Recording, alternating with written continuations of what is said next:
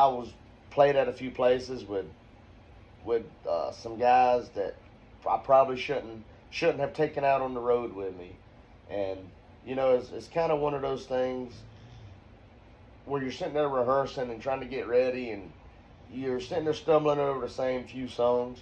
Guys aren't learning the songs, so you kind of put some pressure on them. And okay, I'm gonna go ahead and book some gigs. Y'all motherfuckers need to be ready by so and so time, and that can go two ways. That can either put some fire under their ass and they're gonna get ready for that show, or it's gonna do another thing. They're not gonna be ready. This situation was the latter. We had some horrible gigs where, I mean, there was a couple times the bass player was playing with me at the time. He would be in a completely different song and he'd just be thumping and not a damn care in the world, But, like I told those guys, and speaking of those few places, those are places that will never ask me to come back again. I mean, because we really had a horrible show at those few gigs. And see, the crazy thing about it, those guys that come in and wasn't prepared, they're going to be able to go off and play with 100 more bands. It'll never, ever be talked about, right?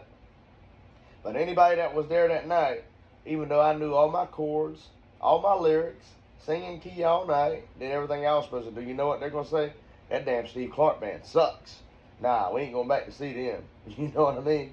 So that's kind of the way that goes, man. Most of the time, the band, the backup guys, it ain't never going to say nothing about them. If they can screw up all they want, find another gig somewhere, but it's always going to fall back on that front man. So with that said, man, you need to choose carefully on who you take with you on the road, or who you try to start a band with. Just make sure everybody's going to do their part. But anyway, fast forward a little bit. I get a halfway decent band, not the band I got now, but a band good enough to be able to go out and play a little bit. So we're playing, and a buddy of mine that was a buddy of mine I went to school with. Excuse me.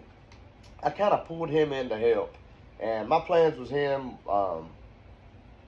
was to teach him to do the sound, and maybe he can help us do some roadie stuff a little bit, and the guys in the band, they could just tip him off for his help. I would pay for his meal, get his drinks, stuff like that, and then after he learned the sound, my plan was to let him be the full-time sound man, cut him in as an equal member of the band. So 3, 4, 5 gigs, man, he's not learning the sound. He's just showing up, not doing anything, just standing there at the board. So I don't want to embarrass him, call him out on the show, so I'm sending him videos. I said, just